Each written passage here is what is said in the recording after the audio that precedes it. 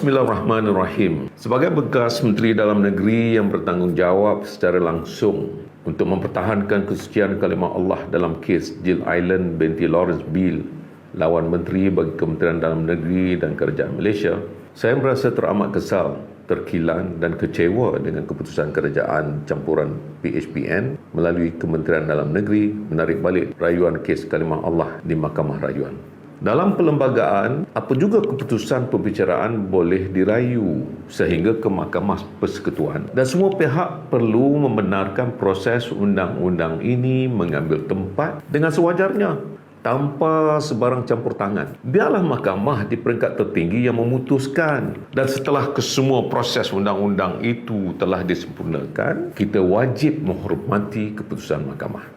Inilah juga proses perundangan yang dilakukan dalam kes Menteri Dalam Negeri lawan titular Roman Catholic Archbishop of Kuala Lumpur pada 2009 dalam isu penggunaan kalimah Allah bagi penerbitan majalah mingguan di Herald. Setelah selesai perbicaraan di Mahkamah Tinggi, rayuan dibuat di Mahkamah Rayuan dengan dipengerusikan Yang Arif Tan Sri Apandi Ali pada 2013, dan seterusnya proses di Mahkamah Persekutuan pula mengambil tempat dengan dipengerusikan Yang Amat Arif Tun Arifin Zakaria. Sehinggalah akhirnya keputusan dibuat pada 23 Jun 2014, iaitu Mahkamah Persekutuan mengekalkan keputusan Mahkamah Rayuan yang menolak permohonan gereja Roman Catholic menggunakan kalimah Allah dalam penerbitan majalah mingguan di Herald. Kes Herald ini adalah presiden, dan apabila Mahkamah Tinggi pada 10 Mac 2021 dalam kes Jill Island binti Lawrence Bill lawan Menteri bagi Kementerian Dalam Negeri dan Kerajaan Malaysia memutuskan bahawa arahan Kementerian Dalam Negeri pada 1986 yang melarang penggunaan 4 kalimah iaitu Allah, Baitullah, Kaabah dan solat dalam penerbitan agama Kristian adalah tidak berperlembagaan dan tidak sah di sisi undang-undang. Saya yang ketika itu sebagai Menteri Dalam Negeri telah mengarahkan rayuan segera dibuat pada 12 Mac 2021 bagi membolehkan proses perundangan mengikut perlembagaan mengambil tempat dengan sewajarnya, iaitu dibawa ke Mahkamah Rayuan, dan ruang perundangan seterusnya adalah di Mahkamah Persekutuan. Ini bererti kami, Kerajaan Persekutuan Perikatan Nasional pada ketika itu, menghormati proses undang-undang dan konsisten dalam menjaga keluhuran undang-undang di Malaysia. Persoalannya, mengapa secara tiba-tiba kerajaan campuran PHBN ini tidak mahu membenarkan proses perundangan dan kehakiman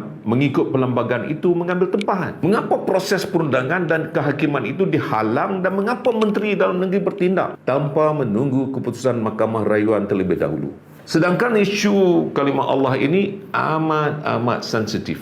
Tambah menyedihkan, bukan sahaja keputusan kontroversi itu dibuat senyap-senyap sehingga menimbulkan perdebatan tentang motif sebenar kerajaan campuran PHBN, bahkan notis pemberhentian bagi menyatakan niat untuk tidak meneruskan rayuan serta pemberhentian keseluruhan rakyat ini juga dibuat pada 18 April 2023, iaitu dalam bulan Ramadan. Sedangkan keputusan muzakarah jawatankuasa fatwa Majlis Kebangsaan bagi hal ehwal agama Islam, Jawatankuasa Muzakarah MKI pada 2018 telah menegaskan bahawa Allah merupakan kalimah suci yang khusus dan tidak boleh digunakan atau disamakan dengan agama lain. Malah, keputusan Jawatankuasa Fatwa Kebangsaan itu diperkukuhkan lagi dengan titah Sultan Selangor, Sultan Johor serta Sultan Kedah bahawa kalimah Allah adalah hak eksklusif umat Islam dan melarang sama sekali penggunaannya dalam Bible atau percetakan apa-apa buku serta tulisan melibatkan agama Kristian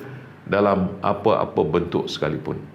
Lebih mengelirukan apabila Perdana Menteri sendiri semalam mengeluarkan kenyataan kononnya keputusan Mahkamah Tinggi Kuala Lumpur itu hanya terpakai di Sarawak.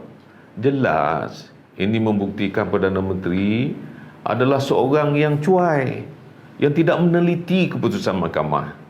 Saya katakan Perdana Menteri cuai itu kerana pertama, rampasan 8 cekera padat ajaran agama Kristian yang mengandungi perkataan Allah pada 11 Mei 2008 itu berlaku di terminal penerbangan tambang murah RCCT Sepang, bukannya di Sarawak. Dan keputusan Mahkamah Tinggi Kuala Lumpur terhadap 3 relief statutory bukan hanya terhad kepada Sarawak. Kedua, Anwar Ibrahim sendiri bersama James Peter Ongkili dan Allahyarham Tun Ghaffar Baba merupakan anggota kabinet yang terlibat dalam jawatankuasa mengkaji istilah perkataan Islam di dalam Alkitab yang tidak boleh digunakan pada tahun 1986. Patutnya beliau lebih faham tentang sensitiviti serta mudarat lebih besar dengan tidak membuat kenyataan yang mengelirukan. Persoalan lainnya, apakah Maiz, Maib dan Maik selaku amicus curiae, sahabat mahkamah dalam kes ini telah dikonsultasi, dan apakah Raja-Raja Melayu yang merupakan